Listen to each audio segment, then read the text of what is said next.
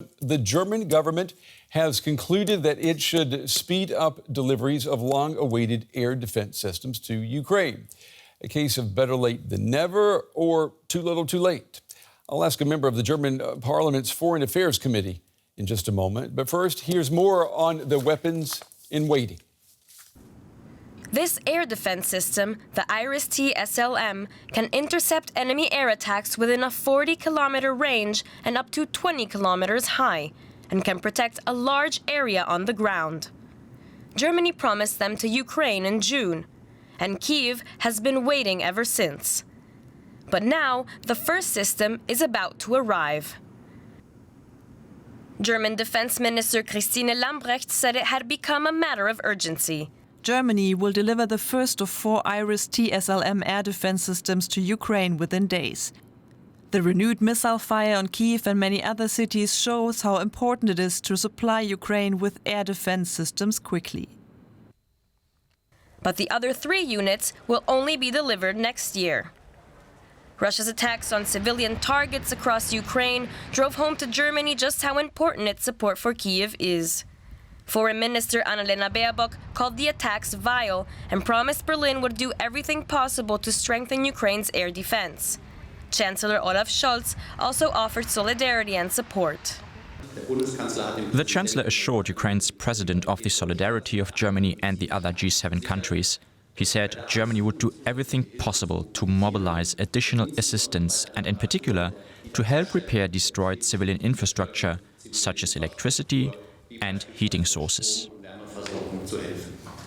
In response to Russia's missile strikes, the group of 7 countries will hold a virtual meeting with Ukrainian President Volodymyr Zelensky on Tuesday. Germany currently holds the G7 presidency, and rebuilding damaged infrastructure is expected to be on the agenda. But the leading industrialized countries will be looking to agree on a coordinated response to further increase weapons and defense system deliveries to Ukraine. All right, I want to bring in now Mr. Roderick Kyiv. He is a member of Parliament for the opposition Christian Democrats here in Germany. He's a leading foreign policy expert and a former colonel in the General Staff of the German Armed Forces. Mr. Kyiv, it's good to have you with us again. What do you make of what we saw today across Ukraine? Is it a sign of strength or weakness for the Russian military? Well, I believe that this new intensified war is a new phase in the atrocities of the Russian forces, and it is the political will of Putin to break the defense will of the Ukrainian people.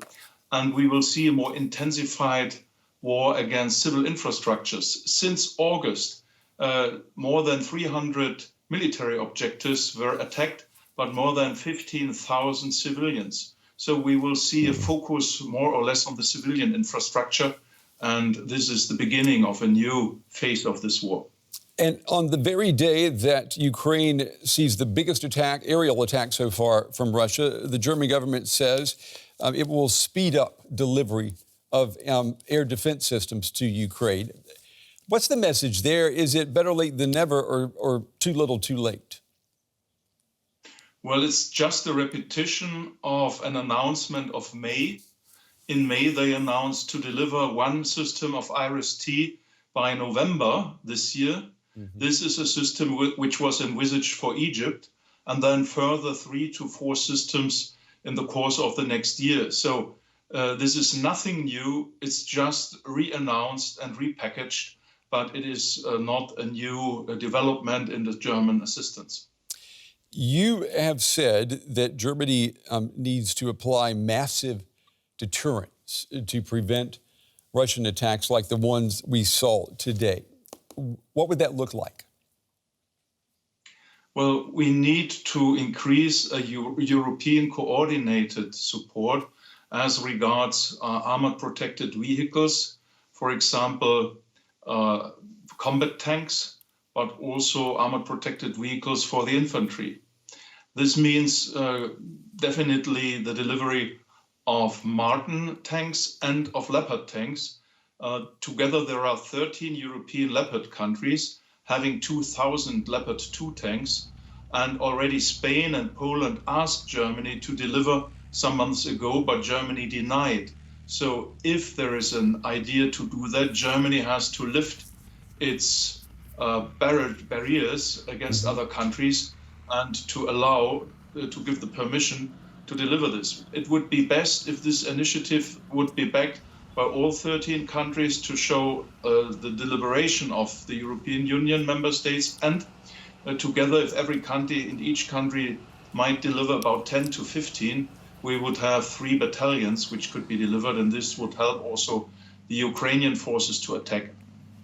Let me ask you about, before we run out of time tonight, about Russia's hybrid warfare and defense against that. Do you see Russia's hand in the explosions of the Nord Stream gas pipelines and the possible sabotage on the German rail infrastructure that we saw just a few days ago?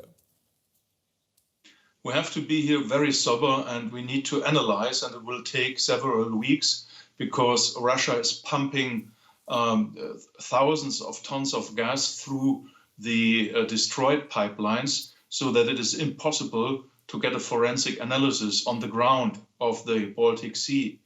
But all hints are pointing to Russia. Also some movements in the Baltic Sea, as well as the combination with hybrid disinformation regarding the United States from the Russian side. But let's be very sober. Who has interest in it? It is Russia, and also the attacks on German infrastructure. So we need to increase our resilience. We need to better inform our population that we are a target. We are not participating in the war, but we are a war target of Russia. And therefore, we need also a better public diplomacy towards our population. Really briefly, Mr. Kyiv, the German public, do you think that it has an accurate picture of what it should be doing to help Ukraine, but also what is at stake right here in Germany with this war? Well, I believe that our population is underinformed because the public broadcast as well as the public TV is very reluctant to show all the horrible atrocities. And the German population needs better insight in these atrocities.